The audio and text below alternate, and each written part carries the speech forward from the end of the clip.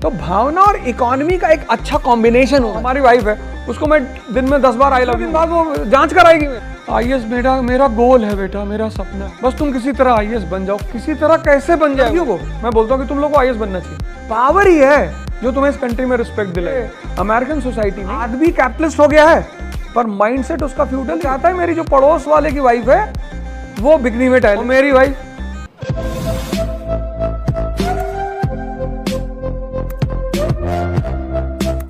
आज का युवा कितनी जल्दी डिप्रेस हो जाता है। My girlfriend is not talking to me. कितना कमाते हो महीने का? नहीं कमाते तो नहीं है, तो मारा नहीं उसने तुमको? मारना भी चाहिए पटक के, कमाता नहीं। प्रायोरिटी सेट करो ना। फैमिली है, परिवार है, रिलेशंस हैं। सिर्फ आई लव यू कहने से थोड़ी चलते हैं। जब तक तुम डायमंड रिंग ना पहनाओ, तो भावना और इकोनॉमी का एक अच्छा कॉम्बिनेशन होना चाहिए। हमारी वाइफ है, उसको मैं दिन में 10 बार आई लव यू बोलूं, तो तीसरे दिन बाद वो जांच कराएगी मेरा कि कुछ डिस्टर्ब चल रहा है ये आदमी। ये जो कॉम्बिनेशन होता है ना चीजों का, वो आदमी को समझना चाहिए। तो चाहे वो स्टूडेंट हो, चाहे पेरेंट्स हो, चाहे जो भी हो, उनको प्रायोरिटी और पॉलिसी दोनों को साथ लेके चलना चाहिए। प्लस पेरेंट्स को अवेकन होना चाहिए, अपने बच्चों को प्रेशराइज नहीं करना चाहिए। जैसे मैंने देखा कुछ पेरेंट्स बोलते हैं आईएएस बेटा मेरा गोल है, बेटा मेरा सपना है, बस तुम किसी तरह आईएएस बन जाओ। किसी तरह कैसे बन जाए वो? कुछ लोग होते हैं ना पेरेंट्स कि बेटा मेरा सपना पूरा कर दो, तो तुम्हारी आंख निकाल के मुझे अपनी आंख में लगाना पड़ेगा। हर आदमी अपना सपना अपनी आंख से देखता है। कितनी प्यारी मूवी थी 3 इडियट। उस मूवी ने सबको मैसेज दिया, टीचरों को दिया, पेरेंट्स को दिया, स्टूडेंट्स को दिया। वो मूवी मुझे तो लगता है कि वो मूवी एक ऐसी मूवी थी, मतलब जो रैंचो मॉडल है ना, वो क्या मॉडल है। इमीडिएट किसी सिचुएशन को कैसे हैंडल करना है। शादी में जब पकड़ जाते हैं ये लोग खाना खाते हुए, अब तीनों टर्न होते हैं, तो तुम तीनों का बिहेवियर देखो। राजू और फरहान तो खत्म, लेकिन रैंचो इमीडिएटली अपने आप को वो करता मैनेज। पूछता किसकी तरफ से आया? कहता साइंस की तरफ से सर। यही तो पर्सनैलिटी है। तो पेरेंट्स को चाहिए कि अवेयर होना चाहिए, अपने जो बच्चे हैं उनसे बैठ के बात करना चाहिए, काउंसलिंग करना चाहिए।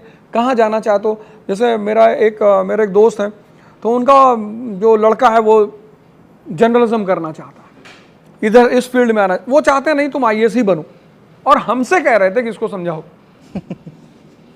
फिर मैंने उसको मैसेज किया कि देख मैं तुझे कुछ समझाऊंगा, तुम समझना मत। क्योंकि जहां हमारा दिल लगता है उसका आउटपुट ही कुछ अलग होता है। सब पूरी कंट्री आईएएस बन जाएगी, ये लोग इंसान नहीं है। कितना रिस्पॉन्सिबल जॉब कर रहे हैं, ये जॉब नहीं है।